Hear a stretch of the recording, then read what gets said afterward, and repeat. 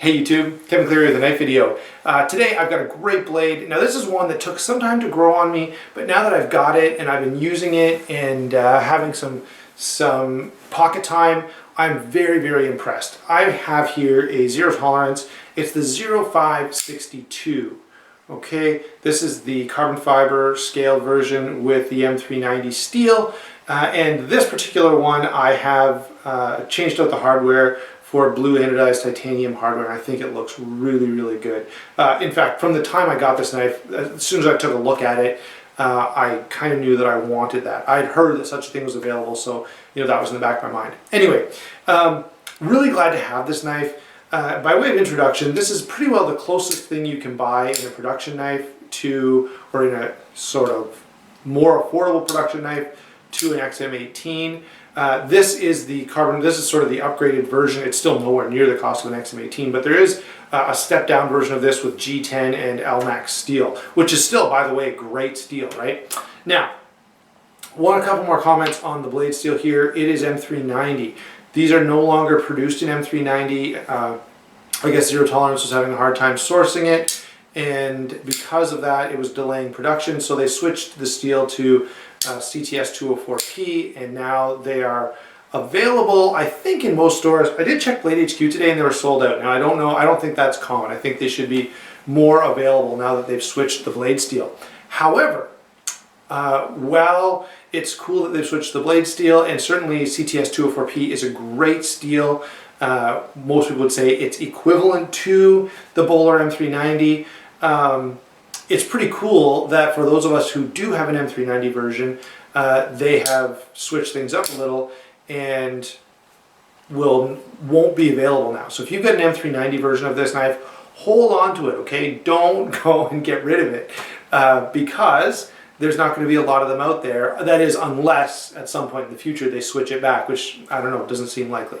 Okay, so that's what I have to say by way of introduction. Let's talk about some of the specifics about this knife and why I like it, and maybe some of the things I don't like. So there are a couple things that really bother me about this knife. It's not the end of the world. They don't really affect functionality, but they do drive me personally a little bit crazy. Okay, so let's start off with size and weight. This knife is 8 1/4 inches, so same size as a Paramilitary 2. Great EDC size.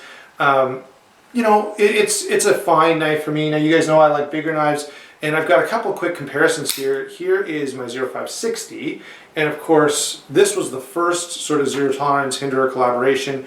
Great knife, okay? And I'm gonna just tell you this right now, I still kind of prefer the 0560 over the 0562. I like both. I carry them on different occasions. This is more of a gentleman's knife, especially in carbon fiber and with the upgraded hardware and stuff, but that's just fine. This knife just says to me, as soon as I get it in hand, you can do anything you could ever dream of, and this knife will just take it and come back for more. This knife doesn't quite give me that same feeling, although I have used it for a lot of things, and before I do a review like this, I do try to put a knife through its paces. So I will say that this has performed really well. There's nothing that I've done with this that I've been like, oh, I better not do that. I have really, worked this knife and had no problems with it. All right, one other comparison, because I think it's in a similar vein. Here is the 0452, and what I would say about both of these knives, they represent in zero tolerance a bit of a departure from the hard use knife. I don't think either one of these are meant to be hard use. Okay. Probably both of them are going to be very strong, and they would take a lot of abuse and have no problems. However, they just, when you start putting carbon fiber and you start, putting things on that are, when it's quite fine and you've got decorative pivots and that kind of stuff, those things are not generally what you look for in a utilitarian blade. Okay, this is a little more utilitarian in my mind. All right. So, having put all that aside, let's get into the rest of the size and weight of this knife. 8 1/4 inches. I will give you that one more quick comparison. There's a 0560, which is a really common knife, so you may be familiar with that. You can see that it is considerably smaller. Okay, so 8 1/4 inches overall. 3 1/2 inch blade with a 3 3/4 inch cutting edge, 4 3/4 inch handle. So it's actually pretty good in terms of handle to blade ratio. And there is a lot of cutting edge on there, so it's actually pretty cool for that. The weight on this is 5.45 ounces, so a little heavier than we'd like to see. And I'll see if I can show you in here. Well, you can kind of see there now, there's no milling of any kind. So they could have lightened this up if they'd milled out the stainless steel side for sure. That's probably something they should have done.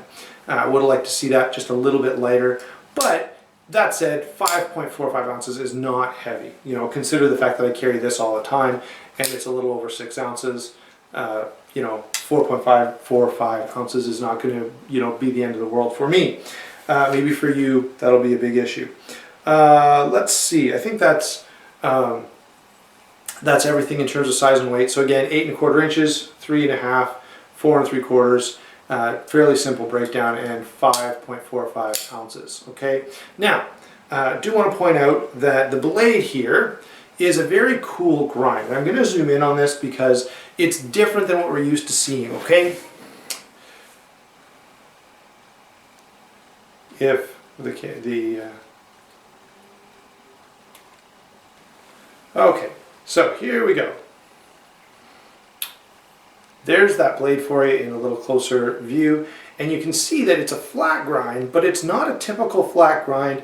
What this is the Hinderer slicer grind. Now again, that makes this the closest thing to an XM18, because this is actually a grind that you can find on an XM18, the slicer grind. The way this is done, it's a flat grind, but it's almost like the blade is canted, okay? So you have more of the front. Let's see, if you imagine this is the belt, there's more blade at the front here exposed to that grinding belt than there is at the back, okay? So it's a flat grind. Here's a normal flat grind. Basically, you take this knife, you take it, you hold it parallel to the belt, you put it on, take off the material, flip it over, do the same thing on the other side, okay? It's flat. Now, to do this grind, instead of holding the knife parallel to the belt, you slightly cant the front tip toward and then bring it down. So that what happens is you end up with more material ground away at the end and less material here at the heel, okay? Now that means, yes, you have thicker edge geometry down here and thinner out here. In a slicing type of cut, that thinner geometry at the belly is going to make it slice really, really well. Now, having said that, you have the opposite effect at the back of the blade here, which could be a negative, okay? Down here, you're going to have a steeper angle. So as you know, if we travel from this portion of the blade right at the heel and move out toward the tip, what happens is this. You have a wider grind at the heel, and as you move out the blade, it's going to get thinner and thinner and thinner, okay? So I'm exaggerating here, of course, but that's the kind of thing you have happening on this grind. Now, it's going to be very, very useful, okay? That means you're going to get very good slicing performance, especially out of all of this. Now, what I did do is just to see how much difference it actually made, I went ahead and got a piece of pine, and I pushed the blade into it and sort of whittled out a wedge, and I used the heel, and then I used further out, and I used further out. It's not a highly noticeable difference, although there is a difference, okay? By the way, that was a little tough because if you're going to use this portion of the blade, you can see how you don't have a lot of leverage. Back here, of course, you can really bear down. Out here, you don't get as much ability to do so. But I will say, if you're cutting through a material, let's say you're cutting cardboard boxes, you'd be better off to use this portion of the blade. It's much thinner, it's going to move through that material a little easier than back here, okay? So really cool blade grind. It's a little different, and some have pointed out it seems like it's kind of the opposite of what you want. Wouldn't you want your thin grind back here where you're going to do a lot of your cutting tasks, and a thicker grind out here to make the blade stronger?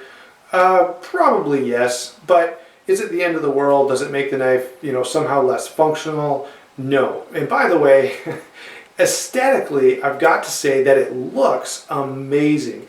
You've got this beautiful stone wash here, and then the satin grind on the blade looks amazing. So I'm really, really impressed by that. The stone wash is on the back of the blade spine here as well, which makes a really cool contrast, especially with this swedge. So very nice looking blade, a little bit of a different grind than what we're used to seeing. And in this case, I think it's pretty cool. Would you want this on every knife? Probably not, but on this one, I think it works. All right, so that's the blade grind and how it's going to perform. Let's talk about M390 just for a minute. This steel is a very tough, very durable steel, okay? I have had a few blades in M390, and I've cut all kinds of things, and I have accidentally hit other metal a few times, but M390 is extremely tough. My Benchmade Contigo in M390, the KnifeWorks exclusive, I'd used it for all kinds of things, and you could look at that blade and you would never know that it was not brand new. And when I eventually traded it, I can't remember if I sold it or traded it. I don't have it anymore anyway, but it looked as good as the day that it was bought. Further, it'll hold an edge like crazy. I have stropped this a couple of times, but I have not actually sharpened it, even though I've done all the things that I told you about with it. I tested it with cardboard and wood and all kinds of different things. Plus, it's been in my pocket as my EDC blade for days and days and days. The thing is amazing. Very, very impressive in terms of edge retention. So, and that's just seems to be the characteristic of M390. Really, really works well. So I'm a big fan of M390. Do I think that the CTS 204P is going to perform less favorably? No. I think it's still just as good as steel. I don't have quite as much experience with it just because the Southern that I had that had the CTS 204P, I ended up trading away, but I do have one back now, and again, really, really good steel. So, M390 blade steel is fantastic. The grind on this is really, really cool and different. You're going to have great slicing capability right out here. And notice, even though it's meant to have a fairly fine edge out here in the belly, if you look at the back of the blade spine, you still get a pretty good amount of steel carried out to the tip, which is, I think, pretty nice. Now, the jimping on here, oh, by the way, one last thing. This is, you could talk about this under deployment, but the blade stops here, it should be pointed out that they are blade stops rather than thumb studs. If you try to deploy it with these, it's like impossible. This is meant to be a dedicated flipper, and I know I'm kind of getting ahead of myself, and I'll restate this in a minute, but since you're probably looking at them there, they are definitively blade stops, not thumb studs, okay? So, let's move on and talk about lockup and deployment.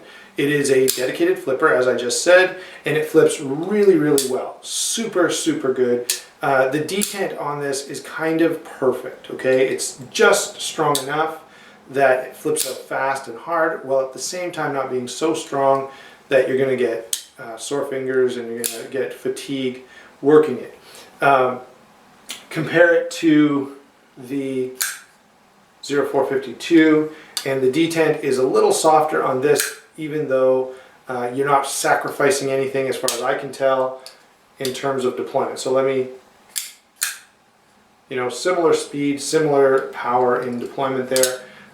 Both very good flippers, by the way. There is one issue that I have with the 0560, and I'm going to mention it now. I want to, let's see if I can demonstrate this. Okay, watch my finger on the flipper. Okay, I don't know if you'll be able to hear that because it's pretty quiet, but I'll do it this way too now. Maybe you can see. Okay, I'll put my finger behind here so that it's going to give you a good visual. Can you see the movement there? There's just a little bit of movement in the detent, and what that means is you've got a detent ball, okay, and a detent hole. And the way the detent works is this ball slides along the blade and drops into the detent hole, and now you've got a certain amount of retention. Now, the way Zero Tolerance has been doing this is to have sort of two. So you have a smaller hole that fits this tightly, and then a larger hole that allows for a little bit of movement, and that's how it sucks in. So when you're closing the blade, the detent ball here is sliding along, it gets to the edge of this, and then it pops in like that, and that's how you get that sucking motion at the bottom of, okay, so watch this. See how it pulls it in? That's achieved with the detent ball working. Okay, so let's see. Yeah, there it was. It's hard to... So see how it works on that knife? Kind of sucks it in that last little bit. Here's one more example. See how it pops in the last bit? Again, that's achieved by having this detent hole, and then as the ball slips along, it comes to that edge and it's forced up into the hole. Okay, so that's the process, although in this situation, it has gone a little bit awry. The detent hole on this is a little bit too big, and therefore there's some movement. I don't know if you can hear that, but there's just the slightest bit of movement, which is really annoying to me. As I said, it's not the end of the world. The knife is not, you know, the retention is not affected in any way. Nothing is affected in terms of performance. It's just annoying, okay? Now, the other problem with this when we're talking about deployment is if you're a guy who, like me, likes to flip his knife open a whole bunch of times, you're going to be flipping this, and all of a sudden you're going, man, it feels like it's gotten a lot easier to flip. What's going on? And you grab the blade and you go, oh, there's some blade play. What's going on? Well, what's happened is that I'm kind of exaggerating it right now, but what's happened is that this pivot screw has come loose. This pivot screw is incredibly annoying. Now, I know you're all saying, but Kevin, you've replaced the pivot screw. Yes, I have. Both the original out of the factory and this pivot screw will not stay tight. They will not stay tight. Even if you use blue Loctite, it's still not going to stay tight. It's going to come loose on you, and it's extremely annoying. Really, really infuriating. I feel like, you know, the name of the company is Zero Tolerance. You know, that means little things like that don't happen. However, in this case, it does happen, and it's extremely annoying. And it's more important than you think, because, let me tell you, I have flipped this knife thousands upon thousands of times. Literally, you know, if you're sitting there watching a TV show, how many times can you do this during a TV show, right? And guess what? It is rock solid. This pivot screw has not moved in, you know, well over a year that I've had this knife. And I've used it and done all kinds of things with it. And all I did was set the pivot one time with a little bit of Loctite, and I was done. Okay, that's how it's supposed to work. This knife, just for testing purposes, I have not put any Loctite on it, and I've been flipping it like crazy for about 2 weeks, every chance I get, and guess what? Solid as a rock. The pivot has not moved. Then we come to this knife, and the stupid thing will not stay tight. It is absolutely annoying, okay? So, if you buy one of these, you can almost bet that you're going to have issues with the pivot screw. I know other people who have. I'm trying to think of a specific YouTube video. I want to say the Apostle P mentions it specifically in his video that he's had the same issue. And he does offer some solutions there in addition to Loctite, what other things you may try. One of the things he mentions is silicone plumber's tape, which I think would be a good option. But yeah, that stupid thing will not stay tight, okay? Now, on the other hand, tighten this thing down fully, just locked down, and guess what happens? That happens. It still flips perfectly, okay? So, absolutely great flipper, even with the pivot pin or the pivot screw locked down very tight, and that of course is because of the ball bearing pivot. Now, all of these knives that I've been showing you have ball bearing pivots, and I'm going to do a separate video on that, but I'm not sure how I feel about it. I mean, I know it's popular and every knife seems to have it right now, but if I was, you know, wait, one more thing. I got to come back to this loose pivot. Here's why that pivot is annoying. You go, but Kevin, the average day, I'm not going to open that knife 10,000 times. True. And so for a day or for 2 days or for 3 days, it's going to stay tight, okay? It will. However, let's say you're going on vacation for a week and you're deciding which knife you're going to bring. Let's say you're going on a camping trip or a hiking trip and you say, what knife am I going to bring? Well, this one is kind of off the list because if you bring it, you're going to have to bring a tool to tighten it. Where I know I can drop this knife in my pocket and it's not going to move. It's going to deploy perfectly every time. I'm not going to have issues with blade play. And by the way, that's how it should be. This is really not acceptable for a knife of this caliber, okay? So, moving on, not that there aren't solutions. I think the next step is going to be a couple layers of silicone tape, and we'll see how that does. And I may make a quick video just reporting on that. All right, so now I'm done. Let's get on to the rest of the discussion about lockup and deployment. I've said it's a dedicated flipper. It flips really, really well. I think they got detent exactly right. I think they got the flipping action exactly right. In terms of the geometry here, it's very, very good. Talking about locking, it's a titanium frame lock, so it's going to be nice and strong. It does have a stainless steel lock bar insert, and the lock bar insert functions in two ways. It not only adds to the life of this lock bar because it's replaceable, and it means that now you have steel on steel, so you're not going to get the same kind of wear as you'd get with steel on titanium. It also serves, it goes past here at the back, so that it also serves as an over travel stop. Now, here's the thing that's a little confusing to me. I mean, it looks really cool, but okay, you've got this lock bar insert, which is also an over travel stop. And you have the lock bar stabilizer over here, which is also an over travel stop. It's not really a lock bar stabilizer in the sense that sometimes that is used. A real lock bar stabilizer actually adds a point of stability to the lock bar so that you're decreasing the distance of metal that's under compression. This does not function that way. It's essentially an over travel stop. So now you essentially have two over travel stops, and I really don't know why that is. Okay, if someone knows and you can explain it to me, feel free to do so in the comments below.